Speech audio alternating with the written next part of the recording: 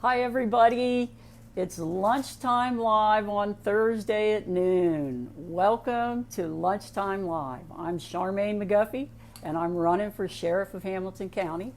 I host this Lunchtime Live once a week, every Thursday at noon.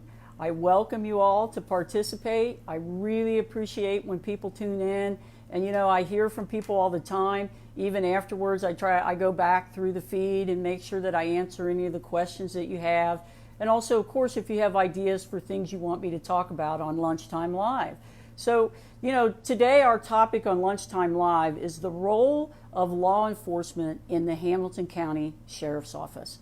And that's what we're going to talk about. How important law enforcement is, what their duties are, how law enforcement fits into the fabric of the Hamilton County Sheriff's Office. And as I wait for people to, Casey Irving. So the topic today, again, he wants to know the topic. The topic is the role of law enforcement in the Hamilton County Sheriff's Office. How law enforcement fits into the fabric of the Hamilton County Sheriff's Office, because the Hamilton County Sheriff's Office is multifaceted. I mean, we have our arm in so many facets of the criminal justice system, as you may well know, particularly if you listen to this program. It's the jail, we have court services, and we have law enforcement. And today I'm going to talk about law enforcement. I'm going to talk about what those men and women do who wear the black and gold for the sheriff's office, how important their jobs are. And I tell you, I have a lot of friends out there, people that I really admire, and people I've worked with for many, many years. And I can't wait to tell you all about them and what they do and what I've done in the road patrol arena, because certainly I have road patrol experience. So I'll talk to you about that as well. But I always like to start with a story, right? So here's my story. So when I went to the police academy as a young woman, I was in the police academy, and they do physical training. We call it PT, right? So at the end of every day, there's a PT session for about an hour. And our beginning PT session, when we were kind of introduced to it, was that we were going to do calisthenics and so forth. So, okay. And sometimes we run a few miles and things like that. So our first day of calisthenics, one of the things we were tasked to do was push-ups. So the instructors, I was one of two women in the class. It was all men. There were 25 of us, and I was one of two women. So, and this, these guys hadn't seen women in law enforcement. I mean, there weren't very many of us at that time when I was a young woman first joining the sheriff's office. So, at any rate, we start doing the push-ups. Well, when they had us get down in push-up position, that's what I did. And they start counting off the push-ups. So I'm doing push-ups. And the instructor walks over and he's standing next to me and he says, "Hey," he goes, "what are you doing?" And I said, I look up at him because I said, "Oh, I'm doing push-ups." And he goes, "Oh, no. He goes, "You can't do those push-ups. Those are men's push-ups. You have to do women's push-ups, which are from your knees and so forth." And in case you're familiar with that, women's push-ups are much easier. It's a different position that you have. And I said, "Oh, no, I prefer to do this. I mean, I can do this." At the time, I had swam for the University of Cincinnati. I was a collegiate athlete. I worked out all the time. It was a passion of mine. I was in good shape. And, he would not let me do those male push-ups. In fact, I had to go to the doctor. He said, "The only way you could do male push-ups in this academy is go to the doctor and get a doctor's note that says you can do that." And I had to go do that, get a signed doctor's note saying this young woman can do male push-ups. So that's my story. That's my beginning story. It was kind of funny. And, I had a great academy, loved the instructors, great guys, just a little learning curve there. So at any rate, we're going to talk about road patrol and the role of law enforcement. And first of all, I want to say the role of law enforcement is safe communities. That is the role. When our law enforcement officers are out there patrolling in their cars or walking on the street in their uniform, wearing the black and gold, they're concerned about community safety. That is, the paramount reason that they are there. The other thing they are is community partners. We are community partners when we are out there on road patrol. We're talking to people. We're approachable. We want to be approachable, right? We need to know about our community. And then the next thing we are is emergency responders. And that's emergency responders to medical emergencies. It can be fire emergency. It can be gun emergency, life-threatening things that road patrol officers have to run into when everybody else is running the opposite way. Those courageous men and women that wear this black and gold. So we're going to talk about that and how that breaks down. On our particular road patrol, and the reason I can talk about this with such expertise is I've been involved in our road patrol. I've been involved in every facet of the Hamilton County Sheriff's Office. I worked in the electronic monitoring unit, and that was an arm. It was a special unit, and it was an arm of a road patrol function that we were out there responding and tracking people, arresting people, doing all the things we did in that unit. I was also a lead hostage negotiator for years, so I was attached to what would be our SWAT team. And I learned a lot when I was on that SWAT team, a whole lot about tactical things, about hostage negotiation, etc. And, at one point in time in my career, I was one of 8 instructor trainers in the state of Ohio, one of 8, who were certified to actually train law enforcement officers to teach in their academy. So I have lots of experience as a trainer in the law enforcement realm. I spent 5 years as the major of jail and court services and sat in on weekly command staff meetings in which we discussed all manner of department functions, including law enforcement, lots of law enforcement. So I'm going to tell you today about our law enforcement. We have about 200 deputies that make up our law enforcement complement. And those are uniformed deputies that have various roles in the community, various roles in our department. And we are a very large department. 3/4 of our department is actually jail and court services. So law enforcement makes up about 200 deputies out of about 850 strong is what our entire department is, just to give you a size differential. So at any rate, we are tasked with patrolling unincorporated areas for the Sheriff's Office. And there are 13 unincorporated areas that we patrol. And when I used to teach the academy, I would give a quiz to the recruits, right? And I'd say, see if you guys can name the 13 areas that we patrol. And, typically, a lot of them, they'd get almost all of them. It was very rare that somebody would get them all, but I'm going to name them off for you real quickly here. So we have Sims Township, Columbia Township, we have Green Township, Miami Township, Anderson Township, Crosby Township, Harrison, and those are called typically far west, right? That's what we refer to as the far west. We have Sycamore, we have Whitewater Township, and then we have the villages. We have Lincoln Heights is a village that we patrol. North Bend is a village we patrol. Arlington Heights is a village we patrol, and also Silverton. So as you can tell, we're out there. And when you think about our Sheriff's Office Road Patrol, because people typically ask this, and I don't expect them to know it. That's why I'm training it right now, right? Is what's the difference? How are you guys as the Sheriff's Office different than a road patrol for, like, say, Cincinnati Police? So the areas that I just mentioned are surrounding Greater Cincinnati. So you can always think about it that way. Greater Cincinnati is kind of like, it's not really in the middle of Hamilton County, but it's centrally located. And then surrounding that are all those areas that we patrol and so forth. But you're likely to see deputies downtown all the time because, of course, our jail takes in every person arrested in the entire Hamilton County. And we have jail service deputies, we have court service deputies, so we all wear that same uniform. So you're likely to see us anywhere, really. But our law enforcement agencies are running out of 5 districts, okay? And District 1, I think, is the most important one that you'll want to know about, and that's what we typically call headquarters. District 1 houses all of our equipment. It houses, our criminal investigators, Many of our specialty functions, our support staff functions, our vehicles. I mean, when you drive by on Hamilton Avenue, you can't miss District 1, right? And there are so many administrative offices there and so forth. And we have 5 districts, and the other 5 are, arms of our law enforcement, but the one on Hamilton Avenue, that's our headquarters. So if you ever hear anybody say that, headquarters, that's what they mean. So at any rate, we have contract services, and that's what we do. Those villages and so forth that I just named for you, those are paid contracts where the townships or the villages pay us to provide law enforcement services. And that brings in about $12 million a year. So, I mean, we're talking some pretty high dollar situations here, high functions, right?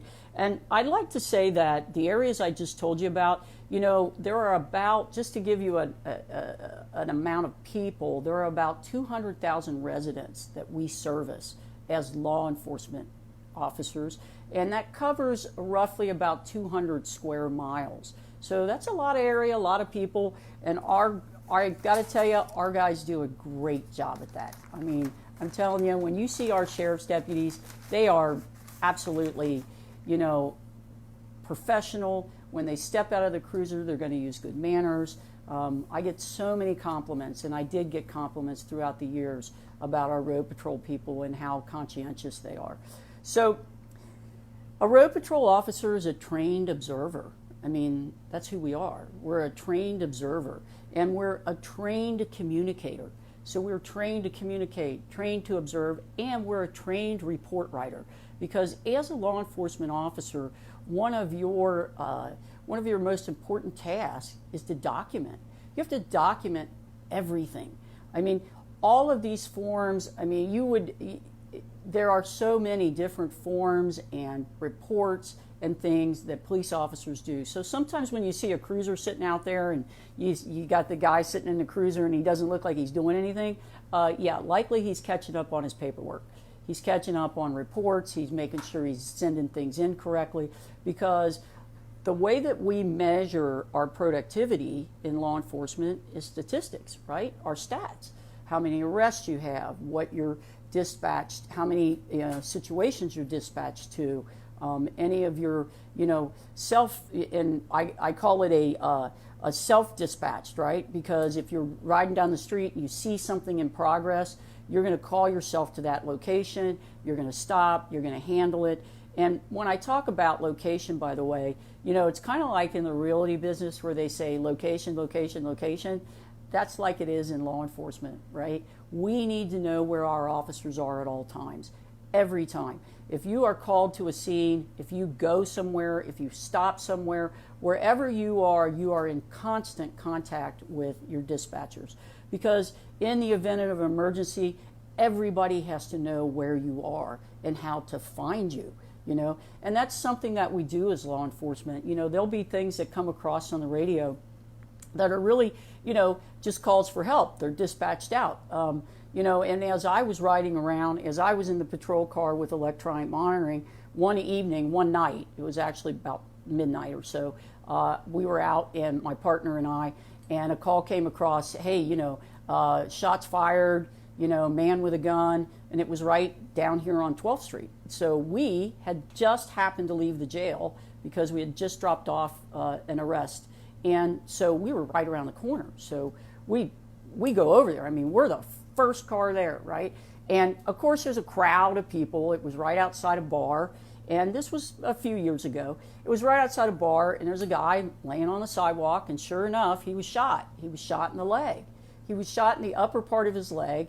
And, so we secure the scene. Other officers start showing up, and we're trying to figure out what's going on, who did what. There's no gun. We can't find a gun. The guy says he was shot, but then we're hearing people say, oh, no, he had a gun.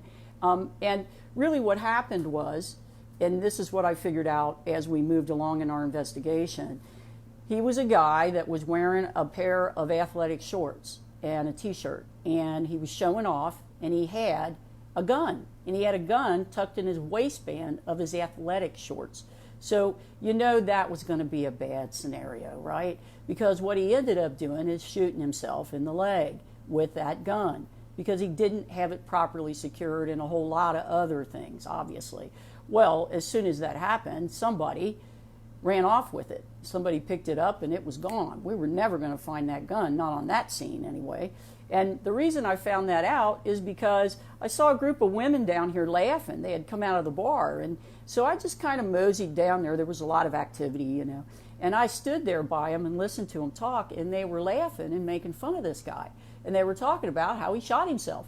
And so that was a big piece of the investigation. And again, there you go. You know, you're an observer of law enforcement. You're out there to capture whatever has happened or whatever might happen. And that's called crime prevention, of course. So at any rate, I want to get back to some of the road patrol duties. You know, road patrol, you know, we write traffic citations. We investigate robberies. We do crime prevention. You know, we're out there, crime prevention. We're talking to people. We get dispatch details. We get self-initiated details, which I talked about. We serve warrants. And, of course, there's always the auto accidents, the OVI arrests, things like that you see law enforcement officers doing all the time. And in general, I'll say this. The public's really pretty clued in about what officers do. Why? Because it's all over TV. Oh my gosh. I mean, you know, and I'm old enough that, you know, I grew up with, you can guess it, Dragnet. That's what I grew up with in the cop shows. But at any rate, there are so many different police officer shows and live shows. And so the public's very well aware of how law enforcement officers interact and what their duties are day to day. You know, we rely very heavily on what's called the ORC, which is the Ohio Revised Code, which is the laws of Ohio, right? It's traffic laws, you know, laws of crimes against person and so forth. And we rely on that as officers because we have to look and find out what are the elements of the crime. Do they fit this particular crime? And it's all lined out in that book. And if you see the book, I mean, it's a thick book. And, you know, and they break it down to sometimes little pocket versions and things like that I used to carry around. But at any rate, we do a number of other things out at Road Patrol just besides the patrol part, all right? Some of the specialty things that we do. And I'll name some of those off. We have a traffic section that is obviously for traffic accidents and traffic situations. And I got to tell you, that's a very detailed job. I mean, you're doing a lot of calculations. You know, you can actually determine the speed because what you're doing is reconstructing a traffic accident scene. You're reconstructing it so you can decide who was speeding, who wasn't, when the brakes were hit, how long the skid marks are for the tires, all the things that go into figuring out exactly what happened. And those guys work very, very hard at that. Great in the traffic unit. And it's a specialty, it is. There's an aviation unit, so we have helicopters. We have a pilot, and there is an observer that goes out with the pilot. And I was an observer once. I was up there with the pilot, and you know, we were up for about 40 minutes, maybe 35. And he said to me when I got into the seat, right, he's like, you know, do you get motion sick? And I said, no, which is why I volunteered to do it. I said, no, I don't get, you know. Well, I got to tell you, after 35 minutes, I was rethinking that motion sickness, right? But luckily we landed within a few minutes before I actually had to, you know, like throw up or anything. So, but it's just what you do. You help the pilot, you observe, you look out. There's a lot of reasons that we have a helicopter unit, that we have an aviation unit. We also have a canine unit, right? We have German Shepherds, we have Belgian Malinois. I think we even have a German Pointer, if I'm not mistaken. And, you know, sometimes they're single-purpose dogs, which means they are there to sniff out narcotics only, right? Or they're dual-purpose, which means they go and they track, they can apprehend an offender, they can also sniff out narcotics and so forth.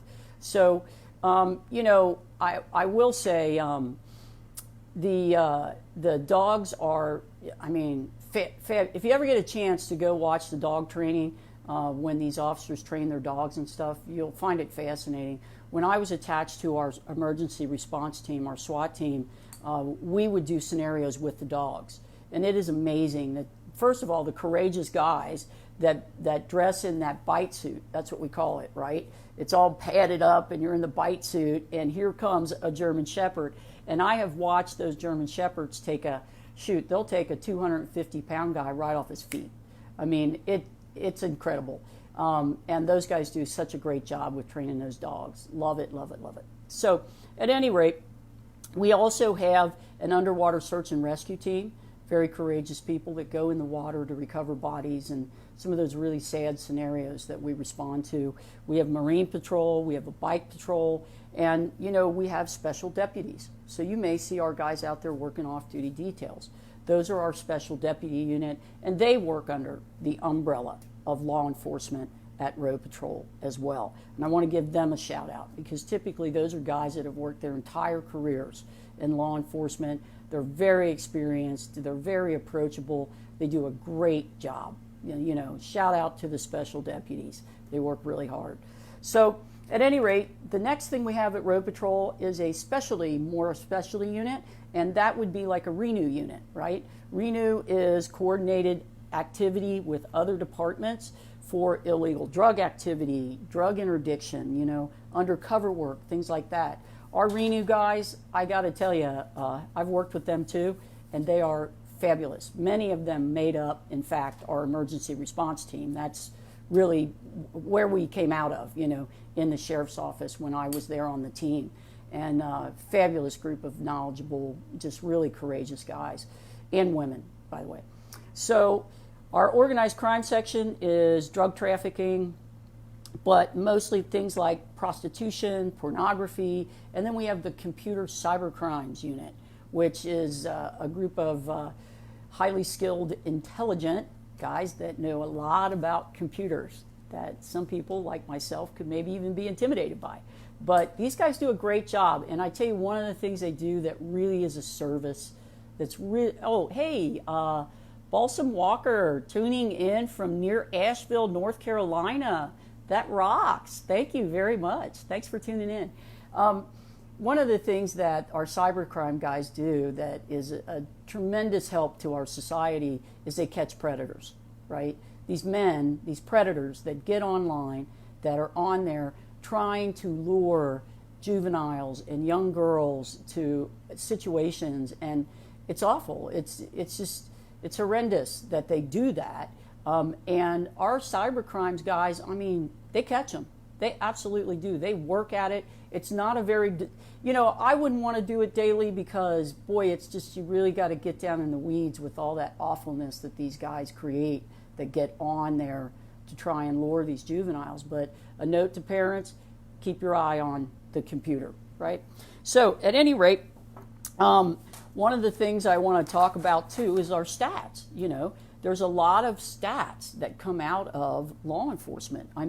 When we put out the stats, we have to talk about things like your caseloads that you've closed, your traffic stops that you've done, assaults, robberies, thefts, death investigations. It runs the gamut. When you're a law enforcement officer, and people don't realize this, that is a very taxing job, because you're not just using your physical body, obviously, and it is a very physical job, by the way, but you're also using your emotional intelligence, your communication skills. You're bringing it all every day, and you never know. And I think that's part of the draw. It's one of the reasons I was drawn to the profession. It's something new all the time, and you never know. And it's a challenge. It's a challenge, Can I handle it? Can I make it work out? And I think there's a lot of courageous guys out there and women who are in law enforcement for the right reason. And we need law enforcement, everybody. I know people in law enforcement. I love people in law enforcement. I've worked beside them. We've all had blood, sweat, and tears over the years for various reasons. And, we are absolutely important to our society and what goes on in our society. And as the sheriff of Hamilton County, I am going to support our law enforcement officers because, they serve this community and create a safe environment for everyone. And we're going to create law enforcement strategies that will help us increase the trust the trust level that the community has with law enforcement. And typically that trust level for deputies, by the way, is pretty darn high, because in our department, to go to law enforcement, you have to have worked in the jail first. And that is where you get a lot of basic skills, because you're going into the jail and you're using all your skills without any weapons, without any real backup necessarily. Okay, so at any rate, and that's where you come out to then after a time, then you can graduate, go out to law enforcement, more training, more knowledge, more skills, and you're going to get really great road deputies out of that. And that's what we hear all the time, because they've honed their skills down in that jail. Okay, so I have someone asking, have you heard your opponent say that he should be the sheriff because he has more road patrol experience? How do you address this? So what I will say about my opponent, who has said that I have no road patrol experience and he has road patrol experience and that's why he should be the sheriff, I'm going to say this, first of all. Either Bruce doesn't understand the sheriff's department and all the complexities of the sheriff's department, or he's trying to distract you from his lack of experience. Bruce has one aspect that the Hamilton County Sheriff's Office does, and that is a road patrol experience. There are so many other facets to our department. He is absolutely not qualified to run the sheriff's office. I'm going to say it right here, plain and simple. He hasn't been in our sheriff's department for 30 plus years. And even when he was a probationary officer inside the jail. He doesn't have that executive experience. He rose to a mid-level manager in the Cincinnati Police Department, and there's so much of a huge learning curve for him to even come into our department as sheriff. So, it is essential that when I am the sheriff, I'm going to hit the ground running. I know the personnel, I know the lay of the land, lived it, worked it, blood, sweat, and tears with all the rest of the guys that wore that black and gold and didn't go to some greener pasture or decide they didn't like our department and go elsewhere. These are the men and women who need to be promoted in our department. These are the men and women who are going to make the sheriff's department, when I'm the sheriff, they're going to make the sheriff's department the best in the state of Ohio. I promise you that, because they've been promising me that. These officers and the support staff, they want much better than where they are right now, and they'll get there. I managed 3/4 of the department and a jail budget and so many other things inside that sheriff's department that are it's a complicated machine. It really is. I love criminal justice. I have a bachelor's degree in criminal justice. I've held that degree for many, many years, got that starting out in my career. And, it served me very well. It really did. Helped me with a lot of things. I was a trainer for so many years, and as a trainer, you have to learn those policies in and out because you're teaching them. Anybody that's taught, anybody that's been a trainer understands what I'm talking about. You spend hours prepping all your facts and information because you have to get it right. You have to get it right. You're training officers to go out there and enforce the law and do things the correct way with lethal weapons, by the way, when necessary, and that has to be right. There's no margin for error there. And when you're the trainer, that's your responsibility to make sure that when these men and women go out in uniform, they know the real deal and they have you as a reference. So Nancy Sullivan, love the review of all the facets of the sheriff's office. Thank you. And Crystal Dandridge, thanks for tuning in. They miss you at the jail. We need you, Charm, for sheriff. Thank you. Thank you very much. So Gail asked, what are other options that the deputy has other than a gun? So great question for law enforcement, right? So on the duty belt, that's what we call it, your duty belt, you have obviously a weapon. Everybody's aware of that. But you have a taser, and a taser is less than lethal, right?